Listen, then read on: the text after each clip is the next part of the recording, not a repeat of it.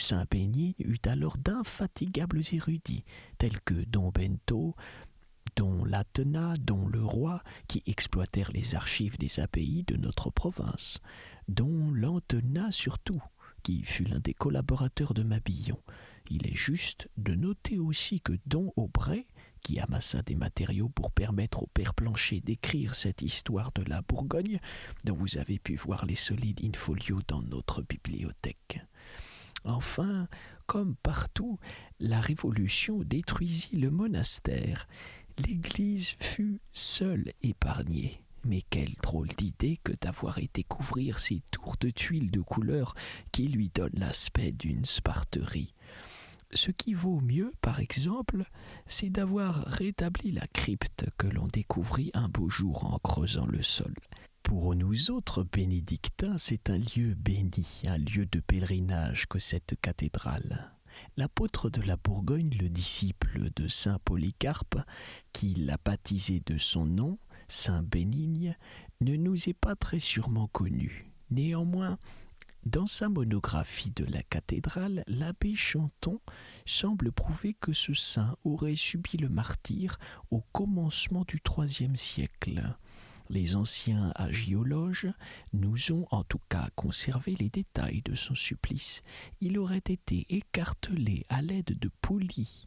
On lui aurait enfoncé des alênes sous les ongles, ou on lui aurait scellé les pieds avec du plomb fondu dans une pierre qui existait encore du temps de Grégoire de Tours.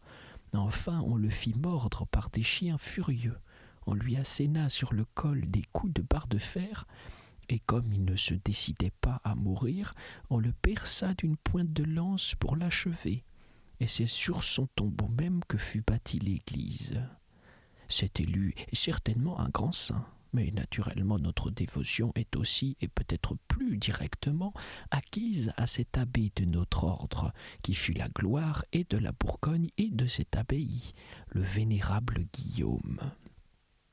Celui-là fut élevé en qualité de petit oblat dans le monastère de Lucedio, en Italie, puis il entra à Cluny, et il fut, ainsi que je vous l'ai dit tout à l'heure, envoyé par son abbé, Don Mailleul, pour amender saint Bénigne, qui ne contenait plus qu'une troupe de religieux sans discipline, et dont les observances liturgiques étaient nulles. Il y apporta, avec la pratique de la règle de saint Benoît, une passion de la symbolique et de la liturgie, un amour de l'art et de la science, vraiment extraordinaire. Il fonda des écoles libres, absolument gratuites, pour les clercs et pour le peuple. Il révisa le chant grégorien, dont les chantres avaient altéré les textes. Il voulut que les offices fussent impeccables, que le service de Dieu fût magnifique. Et il se révéla aussi tel qu'un architecte de première force, car il savait tout, ce moine. Il construisit son église abbatiale, disparue hélas, et remplacée par celle qui est là devant nous. Il avait 9 tours, et toute la symbolique des Écritures se déroulait autour de son vaisseau. Elle s'érigeait sur une église souterraine dont la forme reproduisait le thé mystérieux d'Ézéchiel, image encore imparfaite de la croix, et qui remémorait les temps antérieurs au Messie, tandis que la nef, plus élancée, plus claire, représentait la lumière des évangiles, l'église du Christ. Et chaque nuit, pour confirmer le symbole, l'on descendait chanter matines dans la crypte, alors que les offices du jour se célébraient au contraire en haut dans l'église. Tout était à l'avenant. Les chapiteaux, les piliers, les statues s'associaient à l'idée générale de l'édifice. Ce furent les moines qui les sculptèrent. Le nom de l'un d'eux, Hunald, nous est resté. L'abbaye était immense. Après avoir essaimé plus de 100 religieux dans diverses fondations, Guillaume en régissait autant à Saint-Bénigne, et malgré la fatigue, malgré l'âge, il courait les routes pour régénérer les monastères en déshérence de Dieu. On le voit à Fécamp, à Saint-Ouen, au Mont-Saint-Michel, à Saint-Faron-de-Meaux, à Saint-Germain-des-Prés de Paris. On le trouve en Italie, à Saint-Fructuare, où il adjoint à un couvent de bénédictins un cloître de Monial. On le rencontre partout, jusqu'au moment où, épuisé par ses interminables voyages, il meurt en Normandie, et il y fut enterré dans l'abbaye de Fécamp. Guillaume était un artiste, un érudit, un administrateur prodigieux, et il était, ce qui est préférable encore, un admirable saint. Il faudra que je vous prête sa biographie écrite par l'abbé Chevalier. Mais je vous empêche d'aller à la messe. Je me mets moi-même en retard, mon Dieu. Est-ce que l'on devient bavard lorsqu'on se fait vieux? Adieu, mon cher enfant. Priez bien la Sainte Vierge pour moi.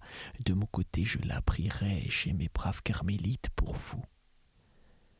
Durtal le regardait s'éloigner d'un pas encore alerte, et il pensait « La belle existence que celle de ce bon moine, confiné dans l'étude et la prière. Et quelle belle vie aussi que cette vie bénédictine qui plane si haut par-dessus les siècles et au-delà des temps. L'on ne peut vraiment s'acheminer vers le Seigneur avec des mouvements plus chaleureux et des chants plus nobles. Cette vie réalise l'initiation la plus parfaite ici-bas de l'office des anges, tel qu'il se pratique, et tel que nous le pratiquerons nous aussi là-haut. On arrive, la marche terminée devant Dieu, non plus comme un novice, mais comme une âme qui s'est préparée par une étude assidue à la fonction qu'elle doit à jamais exercer dans l'éternelle béatitude de sa présence. Quelles sont les occupations si agitées, si vaines des hommes en comparaison de celle-là? Ce père de Fauneuve, je me rappelle cette impression que j'éprouvais tant de fois pendant l'été ou l'automne dans sa cellule, alors que les paléographes de Paris ou de la province venaient le consulter sur certains points de l'histoire ecclésiastique ou sur l'authenticité de certains textes. J'évoquais très bien alors cette autre cellule où, à Saint-Germain-des-Prés, dont Luc d'Achery et son élève Mabillon discutaient avec leurs visiteurs sur les bases de la diplomatique, sur la véracité de tel Chartres ou la valeur de tel sceau. Le père de Fauneuve est aussi savant que don Luc d'Achery, mais quel est celui de ses élèves qui ressemble même de loin à Mabillon, voire même à de plus obscurs satellites de la congrégation de Saint-Maur?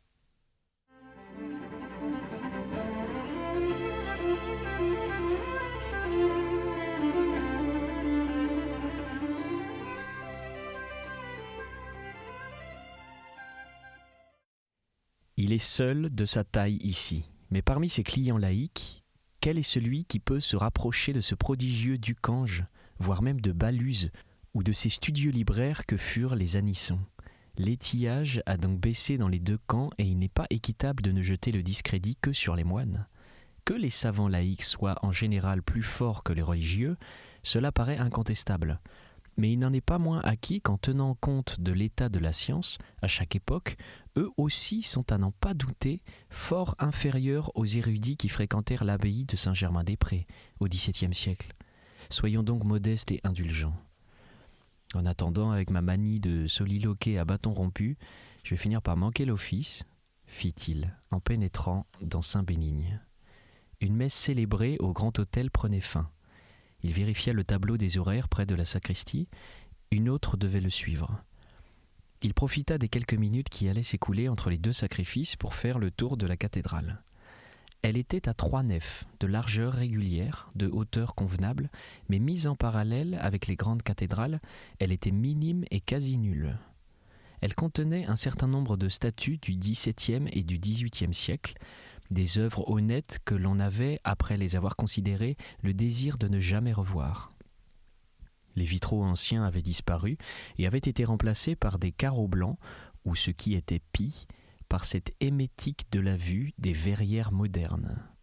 Dans le transept gauche se dressait une croix gigantesque vert bouteille, sur laquelle un Christ, teint en gris, était couché, et 2 anges se tenaient de chaque côté, montrant au Seigneur un acte de consécration au Sacré-Cœur et un plan de l'Église.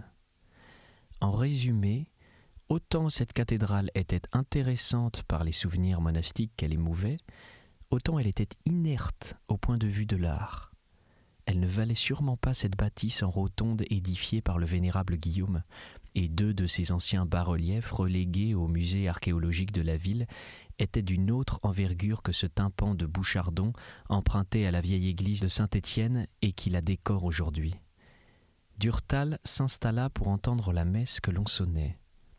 Il avait beau la connaître par cœur, cette messe ne parvenait pas à le déravir. La vérité était que cette fête de l'Épiphanie lui était plus suggestive que toute autre. Que ce fût l'époque ou non de la célébrer, il y revenait sans cesse. Car outre la manifestation des rois mages et le souvenir du baptême de Jésus dans le Jourdain, l'Église devait remémorer en l'exaltant le miracle des noces de Cana. Ce miracle, lorsqu'il y réfléchissait, lui suscitait de longues rêveries. Il est en effet le premier qu'ait accompli le Christ, et le seul qui ait pour cause un épisode joyeux, car tous ceux qui lui succédèrent ont été effectués dans le but de parer à des besoins de nutriments, dans le but d'opérer des guérisons, d'alléger les douleurs, de tarir des larmes. Jésus, que l'on voit pleurer mais jamais rire dans les Écritures, manifeste son pouvoir divin avant l'époque qu'il paraissait s'être fixé à propos d'un banquet pour égayer ses convives, pour un motif insignifiant, pour une chose qui ne semble vraiment pas en valoir la peine. Son premier mouvement, lorsque la Sainte Vierge lui dit « Ils n'ont pas de vin », est le mouvement de recul d'un homme pris à l'improviste et qu'une demande indiscrète gêne. Et il répond « Femme, qu'est-ce que cela peut bien nous faire ? Mon heure n'est pas venue. » Et Marie, d'habitude si attentive à deviner ses moindres désirs, à obéir à son moindre gré, ne l'écoute même pas. Elle laisse sa réflexion sans réponse et s'adresse aux échansons pour les avertir qu'ils aient à exécuter les ordres que va leur donner son Fils. Et Jésus ne refuse pas, dès lors, de réaliser le miracle et il change l'eau en vin. Cette scène unique dans les évangiles, où l'on voit la Vierge se dispenser de l'assentiment de Jésus et lui forcer en quelque sorte la main pour obtenir de lui ce prodige qu'elle réclame, est extraordinaire si l'on en extrait le sens symbolique qu'elle recèle. Il ne s'agit pas en effet de contenter les convives dont l'appétit est déjà repu en les régalant d'un vin plus savoureux que celui qui leur fut jusqu'à ce moment servi. Il ne s'agit pas non plus du mariage d'un homme et d'une femme dont saint Jean n'a même pas cru nécessaire de noter les noms. Il s'agit de l'union entre Dieu et l'Église, des joies nuptiales de notre Seigneur et de l'âme. Et ce n'est pas l'eau qui se métamorphose en vin, mais bien le vin qui se transmue en sang. Ces noces de Cana ne sont qu'un prétexte et qu'un emblème, car tous les exégètes sont d'accord pour reconnaître dans cette scène le symbole de l'Eucharistie. Il est avéré que l'Ancien Testament préfigure le Nouveau, mais ne pourrait-on admettre aussi que certains passages des évangiles préfigurent à leur tour d'autres des mêmes livres ? Les noces de Cana ne sont en effet que l'image avant la lettre de la scène. Le premier miracle produit par le Messie, au début de sa vie publique, annonce celui qui l'accomplira la veille de sa mort. Et l'on peut même observer qu'ils se reflètent l'un l'autre, en une sorte de miroir à l'envers. Car saint Jean, qui écrivit son évangile pour confirmer et compléter l'œuvre de ses devanciers, saint Jean dont le livre est postérieur à ceux de saint Matthieu, de saint Marc et de saint Luc, est le seul qui relate ce miracle. Les autres n'en parlent pas. Et lui, par contre, se tait sur la transsubstantation du pain et du vin pendant la scène. Il y a cette histoire, une interversion étrange. C'est le dernier des évangélistes qui anticipe sur les premiers, qui montre, voilé ainsi que dans l'Ancien Testament, la figure du sacrement que dévoilèrent les synoptiques. Mais, poursuivait Durtal, les noces de Cana suggèrent encore d'autres remarques. De même que nous avons vu le Rédempteur pratiquer en cette scène son premier miracle, de même nous voyons Marie user pour la première fois de son droit de médiatrice et intercéder pour les nouveaux enfants qu'elle adoptera au pied du calvaire, pendant que son Fils étendu sur le lit de la croix engendrera l'Église. Et elle n'attendit pas que les temps prescrits fussent révolus. Dans son impatience, elle devança l'heure et revendiqua tout du premier coup. Elle ne procéda pas par gradation, elle ne limita pas d'abord l'objet de ses requêtes, elle alla droit au but, demanda simplement, nettement, le summum des grâces. Elle voulut et obtint la promesse du magistère qui pouvait guérir et sauver les âmes des enfants dont elle allait être appelée à prendre soin, l'Eucharistie. Et le Christ cède à cette douce violence, et il se fait prier. S'il a l'air d'accepter une certaine contrainte, c'est qu'il veut enseigner ainsi que tout ce qu'il accorde, il ne l'accorde que par l'entremise de sa mère. Cet épisode de Cana est donc en somme le point de départ des deux dévotions initiales et essentielles du catholicisme, le Saint-Sacrement et la Sainte Vierge. Et l'office, qui est spécialement consacré à ce mystère, l'office du deuxième dimanche après l'Épiphanie, ne se célèbre même pas. On se borne à en lire les prières et l'évangile à la fin de la messe du saint nom de Jésus qui le supplante.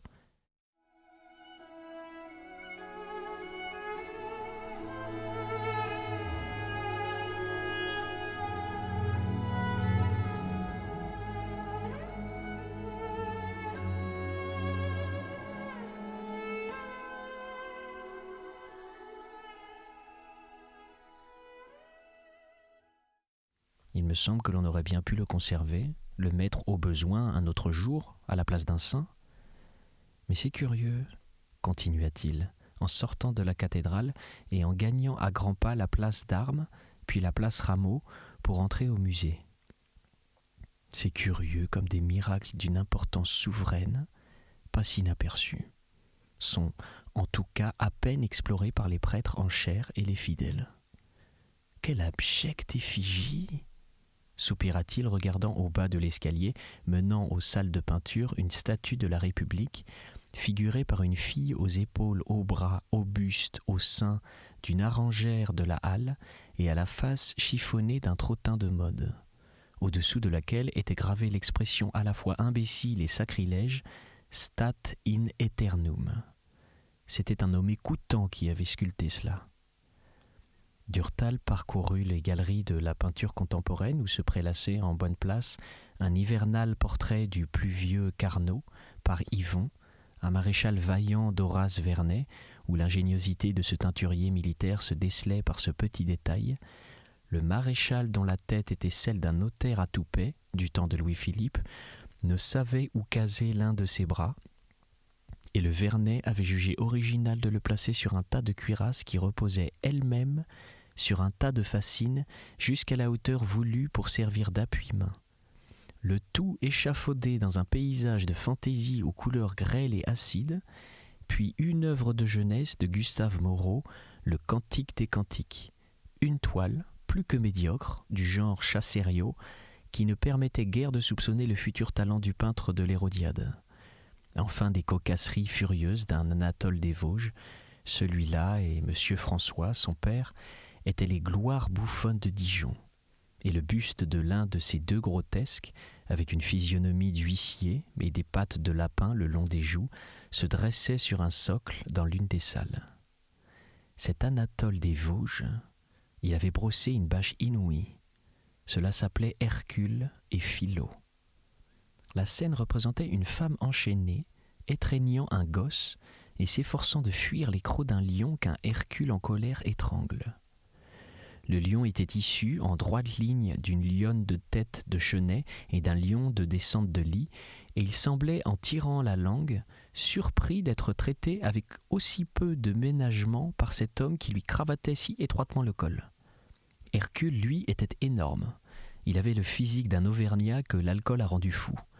Il arborait des muscles outrés et tendait sur des jambes nues et grosses, telles que des poutres, un formidable derrière, quelque chose comme des ballons accouplés, comme des montgolfières conjuguées de percales roses.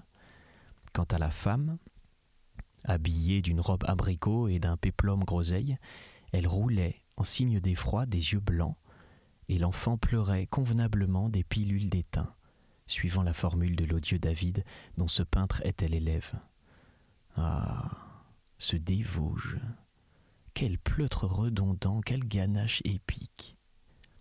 L'élément moderne du musée était donc inavouable, et pourtant dans cet amas de phénomènes biscornus et de bannes rocs, un tableau superbe surgissait sur un mur, l'ex-voto d'Alphonse le Gros. Il s'ordonnait ainsi. 9 femmes priaient devant un petit calvaire, dans un paysage de tapisserie au ton de laine demeurée vive. Sur ces 9 femmes, 7 étaient agenouillées, côte à côte, et au premier plan, 1, debout, vêtue de blanc, feuilletait un volume, tandis qu'une autre, également debout et couverte d'un chapeau de paille, au fond de la toile portait un cierge. Ces femmes, presque toutes âgées, étaient coiffées de bonnets blancs, accoutrées de toilettes de deuil avec les mains jointes sous des mitaines noires. Les visages et les mains de ces vieilles étaient d'une précision et d'une probité d'art qui stupéfiait lorsque l'on songeait à la peinture hâtive et galopée de notre temps. Les expressions simples et concentrées de ces orantes recueillies, absorbées, loin des visiteurs, devant la croix, dégageaient une saveur religieuse réelle. Les traits étaient encharbonnés, comme creusés au burin, et dans cette œuvre forte et sobre, qui paraissait exécutée par un peintre graveur de l'école d'Albert Dürer, la femme en blanc évoquait, elle, le souvenir de Manet, mais d'un Manet mieux pondéré, plus savant, plus ferme. C'était à coup sûr la plus belle toile de Legros que Durtal eût encore vue.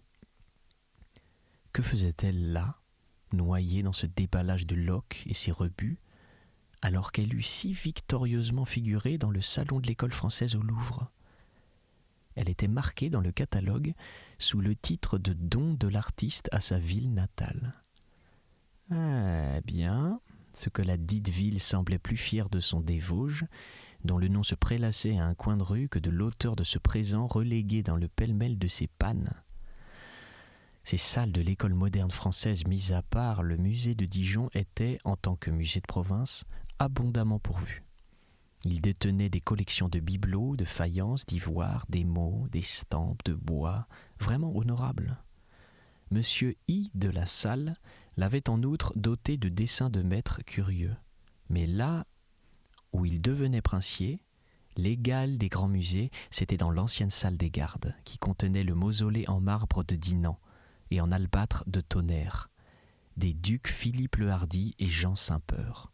Ces tombeaux brisés pendant la Révolution avaient été expertement reconstitués avec leurs débris et redorés et repeints. Le premier avait pour auteur divers imagiers. Le flamand Jean de Marville qui traça le plan et les dessins et mourut à la tâche. Le hollandais Klaus Sluter qui succéda et trépassa à son tour. Et ce fut son neveu Klaus de Verve qui acheva l'œuvre de ces deux devanciers. Dans quelle mesure ? Il est assez difficile de le dire.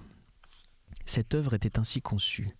Le corps de Philippe le Hardi était placé sur une table de marbre noir, entre les pieds de laquelle s'étendait, sous les quatre côtés, un petit cloître gothique, peuplé de minuscules moines et de gens de la suite du prince.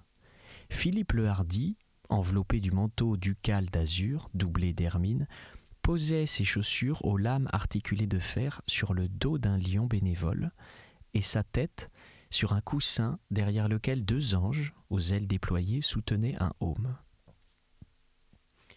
Le second avait été commandé à un Espagnol, Jean de la Huerta ou de la Verta, dit Daroca. Mais celui-là ne fit rien ou presque rien, et ce fut un Antoine le Moiturier ou le Mouturier qui termina, s'il ne sculpta pas en entier, le cénotaphe. Son ordonnance était calquée sur celle du premier tombeau. C'était À Haute Voix, une émission de KTO Radio.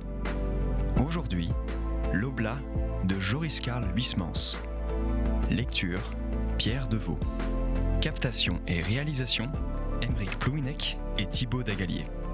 Une émission disponible en podcast sur ktoradio.com et sur l'application KTO Radio.